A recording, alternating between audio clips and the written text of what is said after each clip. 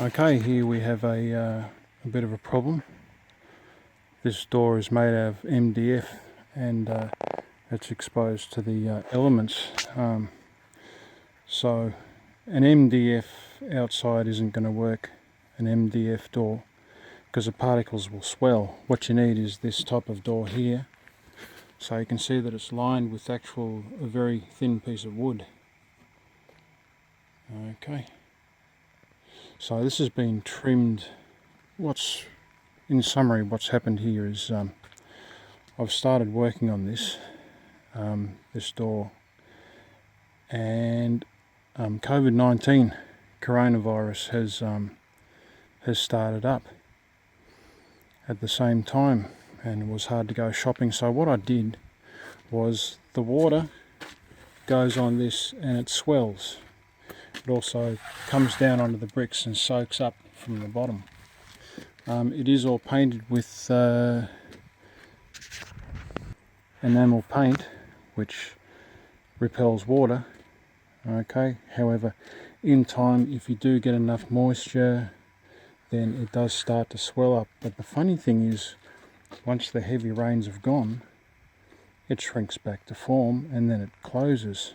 But you know, we can't keep on having that same problem. You know, I may not be here one day, and then that's going to be a real issue. Okay, so what we're looking for is a long-term fix. So I have to install this door. It's not ideal, but it's suitable for outside, because it doesn't have any MDF in it. It's one-piece wood lined, you see. What we have to do with this door is create a gap. So we've got to have a 10 to 15 millimeter gap here, so when it rains, the drips go onto the bricks. There's a gap here and that can dry there. There will be some water run back, but what I'm thinking is it may be an idea to, once this is fitted for size, just to apply some a silicon face to underneath here, and maybe the right hand side there. Because with the MDF door, the swelling is along here. That was swollen, but as you can see now, it's shrunk back to its original form, and along the side here. So the water actually also comes down here and soaks in from the side. Okay, so we can hear that's pretty close to the top of the bricks. The original thought was to stop water from getting in, but that's in the long term, things often change and morph around, and you can make improvements. So there's the face of it there. This is going to be, I can't remove this and keep the rubber, so this will have to sit on the face of the door, because the rubber, being out in the elements and heat and sun, has deteriorated around this lock. So another issue we've got is these old hinges and the old holes for the screws. They no longer work, so I'll probably have to find a way. I don't know how yet, but if you put a bigger screw in, you know, it's probably still not big. The hole's too big. The top one's okay. So yeah. Okay, when I was working on this before COVID-19, the dimensions were to sit it on the brick face. I didn't realise at the time that I needed to create that 10-15 millimeter gap between the door and the bottom of the bricks there. So to adjust the dimensions of the door, I've inserted this with Builder's flooring glue. So I'm going to see if there's enough wood here to trim it along the bottom portion there, and I'll see what I've got, and I'll start from there. If this whole thing goes pear-shaped, I will have to renew the outside of the door or fit a new door frame. So I'd get a new door frame, a new door, new hinges, and just start from there. I don't want to do anything unnecessary, of course. It's a bit like making unnecessary modifications to a car. It's just there's no need for that time and expense and research. You're better off putting that into something else, if you know what I mean. Yeah, okay. Okay, I've trimmed approximately, say, 12 millimeters off the bottom, just with a circular saw.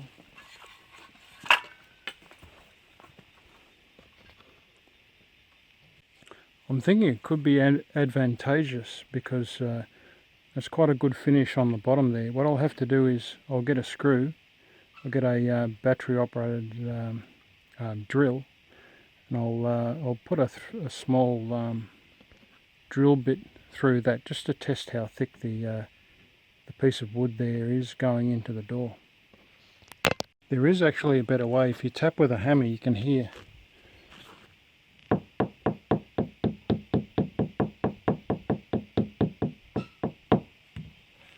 So I'm thinking that's about 14 millimeters.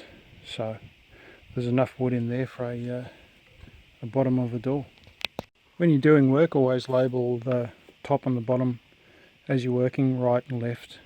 You know, the project may be interrupted and you have to come back a year later, like in this instance, and continue on with the work.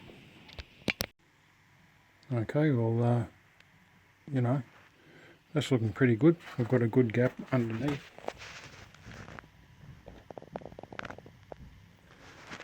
So that's only 10 millimeters, so that'll go up a bit. So that's fully closed, and that's a perfect fit.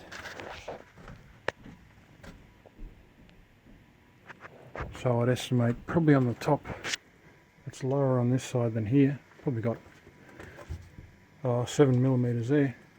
That's perfect. The only thing is I don't have any working room. I need a 2 millimeters or 2.5 millimeter gap, but I need that on the top and down here on the bottom. This side it's pretty tight on the top and the bottom. So yeah, I thought I made some sort of mistake with that, but obviously not. That's perfect. So okay.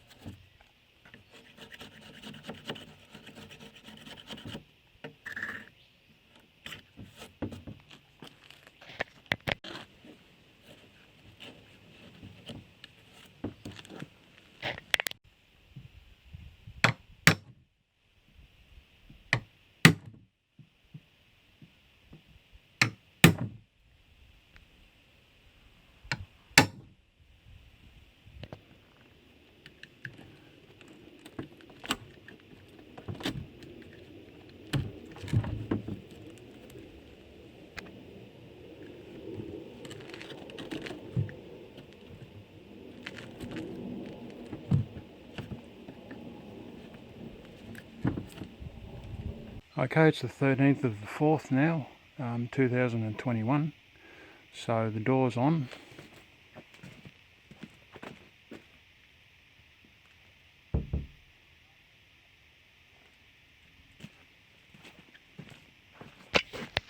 The main thing when doing the hinges is to take the door on and off repeatedly as you adjust as you knock out the wood in the hinge area, just to make sure it's alright. And the main thing is to make sure that the seat is seated and it's not riding on say for instance a high point here.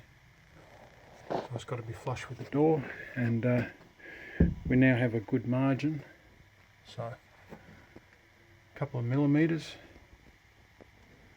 and that's consistent, fairly consistent. Maybe I could take off a little bit there. I might just do that now, but you know, when it rains, when it's dry, it does move a bit, so you need a good gap there.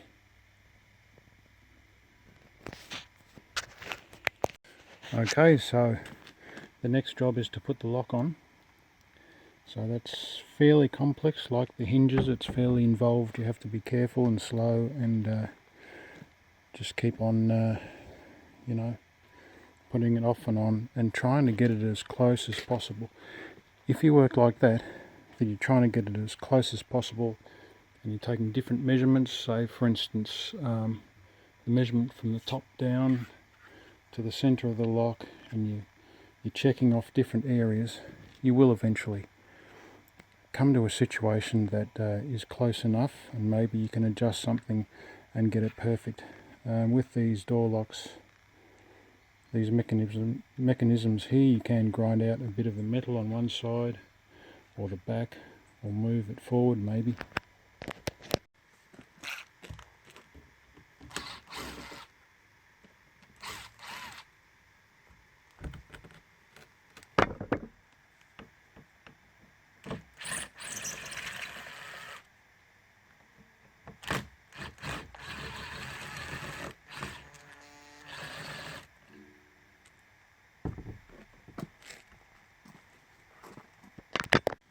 Okay, this is the outside of the door.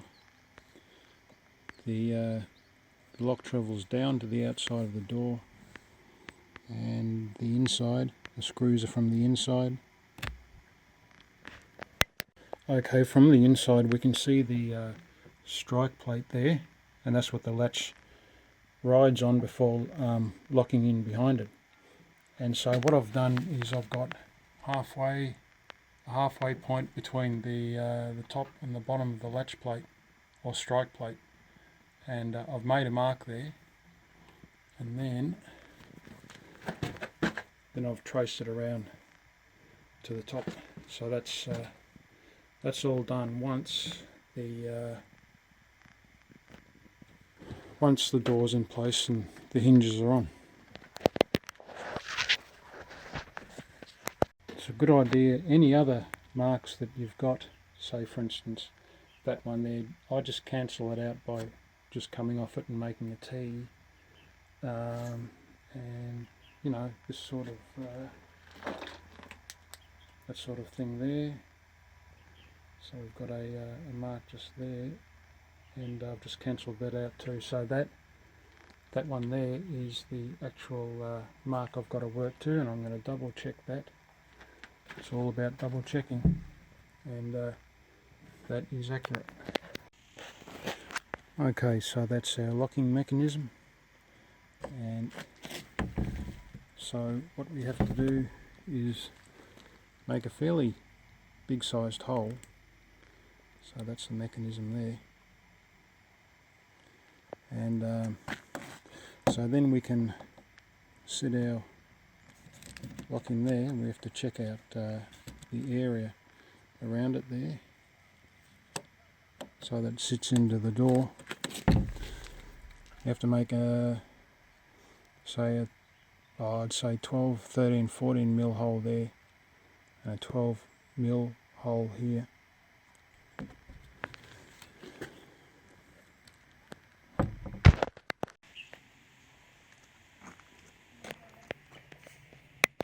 Okay, this one you can't pre-drill, so you can't start with a small drill and work up to using a big drill, because you need that point there, because this is an oversized. You won't get a drill bit this wide. I think it's 22 millimeters, so that fits.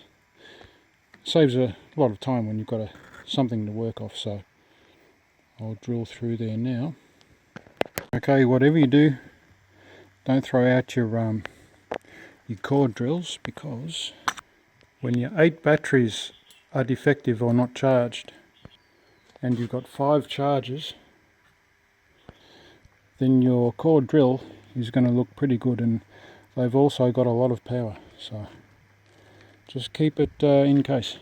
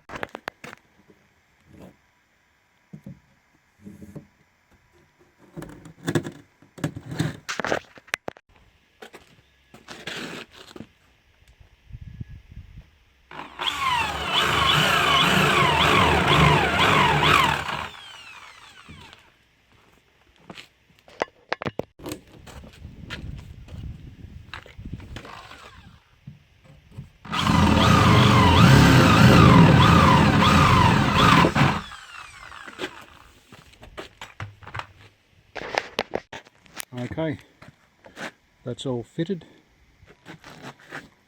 So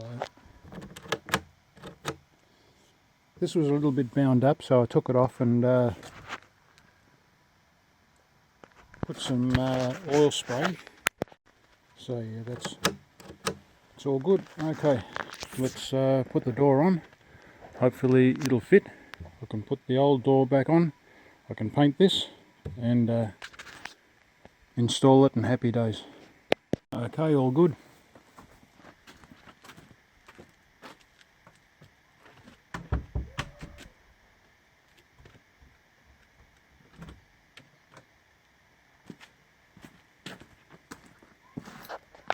I had to adjust the strike plate back just a little bit, and I adjusted it just by knocking it forwards just slightly, and so yeah, that's the desired effect.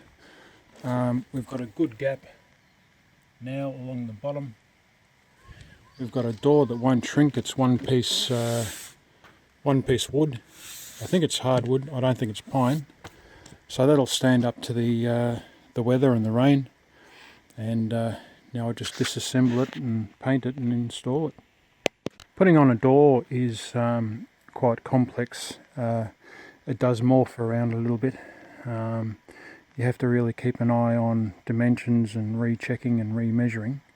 When you put your lock on, make sure the holes are a little bit too big, but make sure they don't poke out the side of the lock, because you need that room for everything to turn and work. In terms of complexity, I'd put it up at around about a 9 out of 10, because it's not an easy job. Yeah, anything that like areas that are too big around the hinges, you know, you can always patch that up with a bit of builder's bog. Unfortunately, I couldn't renew the hinges. The hinges are okay, but they have to be there so that I can put the old door on while I'm painting the new door. It has to be secure underneath the house, so that's okay. The old hinges are okay. If you do take too much out of the hinge space, you can use a thin layer. You can build it up again with builder's bog, so it is rescuable or patchable. So okay.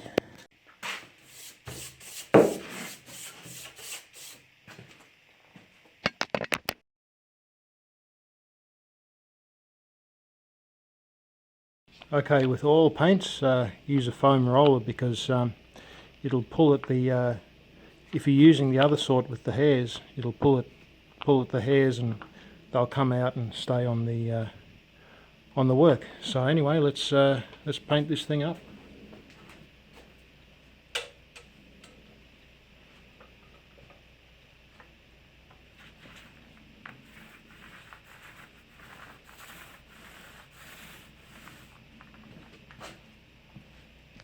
Okay, so let's get the last coat of paint on. So far it's had 2 coats. The first coat was very thick and it took a while for it to, in fact about a week for it to dry. And then yesterday, 24 hours ago, I put the second coat on. Now it'll be the third coat. I've been using a plastic wrap, and I've been dipping this in the paint and putting the plastic wrap around it, and so I've been able to reuse the roller. And now what I'll do after the third coat is throw the roller out. Okay, so 24 hours later and it's good to go. So let's get the lock on there and get it on the hinges. Okay, let's get the old door off. Okay, at this point the new door is on, and what I've been doing is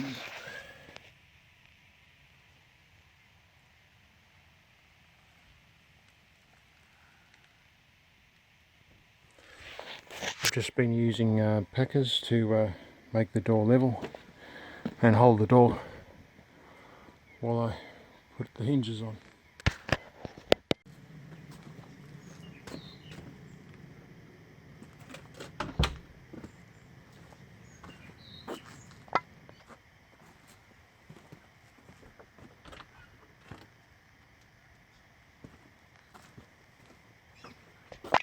Okay, so moral of the story: although an MDF door seems stronger, you can't have MDF on the outside of a house. Hanging a door, and especially a door frame in a door, is you know, it's no walk in the park. It's fairly difficult, and you have to cross-check things every step of the way. Okay, so that's almost it at this stage.